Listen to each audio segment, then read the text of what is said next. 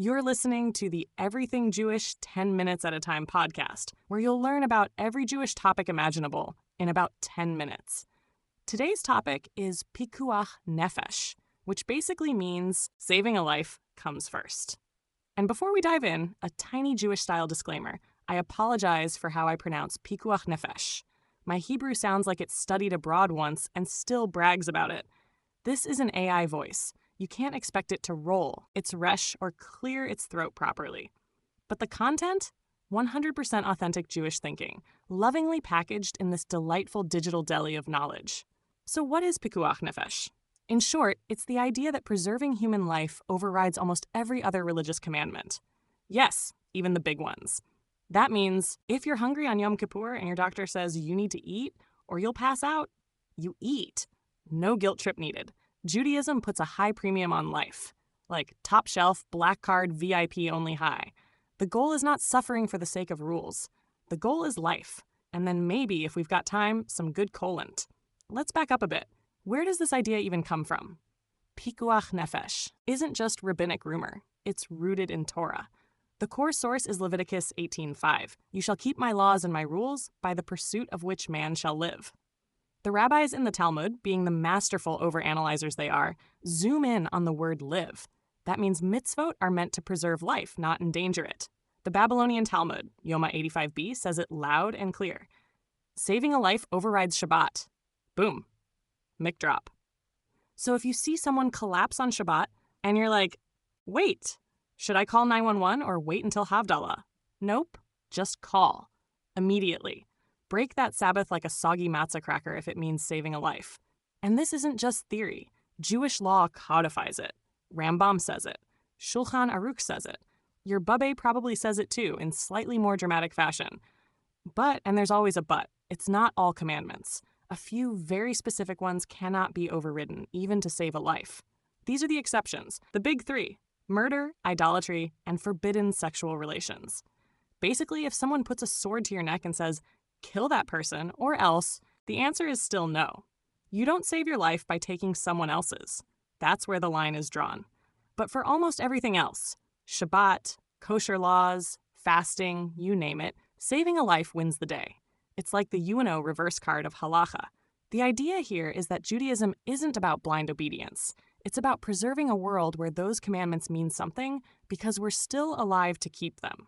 In case you're wondering, yes, doctors, nurses, EMTs, and anyone involved in life-saving work are totally allowed and actually required to work on Shabbat. No guilt, no whispering apologies to the mezuzah as you race to the ER.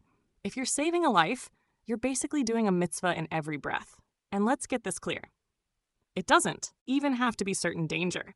The Talmud says even the possibility of danger, what they call safe, is enough. If there's even a chance someone's life is at stake, you act. You don't stop and take a vote, consult 6 rabbis, and write a pros and cons list on parchment. You move. This is where Jewish law feels surprisingly modern and practical.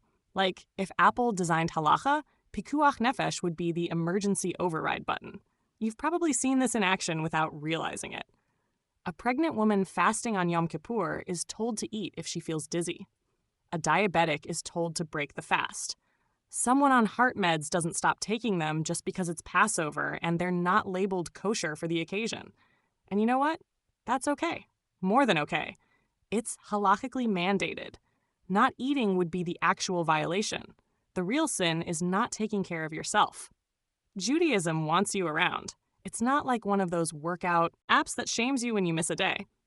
Torah is like, please eat the sandwich if it means staying alive. No lightning bolts coming your way. Even in deeply observant communities, rabbis will go out of their way to make this point. A famous story involves Rabbi Israel Salanter during a cholera outbreak in 19th century Lithuania. People were fasting on Yom Kippur, and he got up in front of the synagogue, made kiddush, ate in front of the congregation, and told everyone to do the same. Not because he was hungry, but to show them, your life is more important than your fast. The drama was rabbinic theater, but it saved lives. That's Pikuach Nefesh in action. Sometimes breaking tradition is the holiest act of all. It's like the Jewish version of ripping off your tie at a wedding and doing the hora in sneakers. Except it's not just a good time, it's life-saving. Ever notice how ads always pop up at the worst moments? When the killer's identity is about to be revealed. During that perfect meditation flow. On Amazon Music, we believe in keeping you in the moment. That's why we've got millions of ad-free podcast episodes, so you can stay completely immersed in every story, every reveal, every breath. Download the Amazon Music app and start listening to your favorite podcasts ad-free, included with Prime.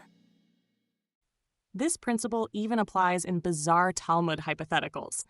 Like, what if someone is trapped under rubble on Shabbat? Can you dig them out? Yep, even if you're not sure they're alive? Still yes. Even if you think they might already be dead, dig anyway. Better to be wrong than to delay help. It's like Jewish law was the original search and rescue protocol. And by the way, this isn't just about literal heartbeats. It includes mental health too.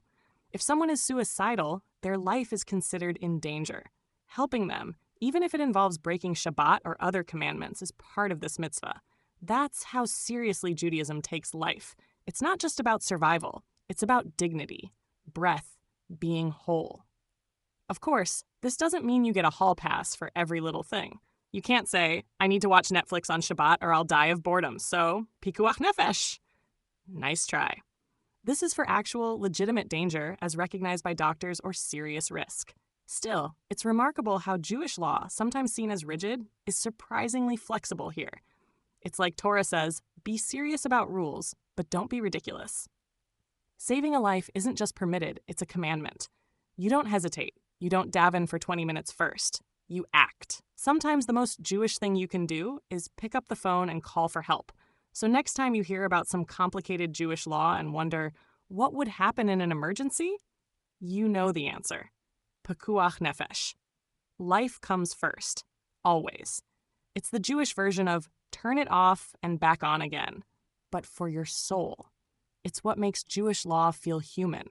It's what makes the rules worth following, because it reminds you why the rules exist in the first place, to protect people, to protect you. And that's the real magic of this tradition. It's not only about what God wants, it's about what humans need. And sometimes what humans need is a nap, a snack, and a permission slip to live another day. Thanks for listening to the Everything Jewish 10 Minutes at a Time podcast. If you enjoyed this episode, forward it to a friend who might like it too, or leave a glowing review so other curious minds can find us. And if you're listening on YouTube, be sure to subscribe on your favorite podcast platform to get new episodes delivered early and unlock special bonus episodes. Stay safe, stay curious, and remember, if there's a rule, there's probably a Jewish story about someone lovingly breaking it to save a life. That's the tradition. See you next time.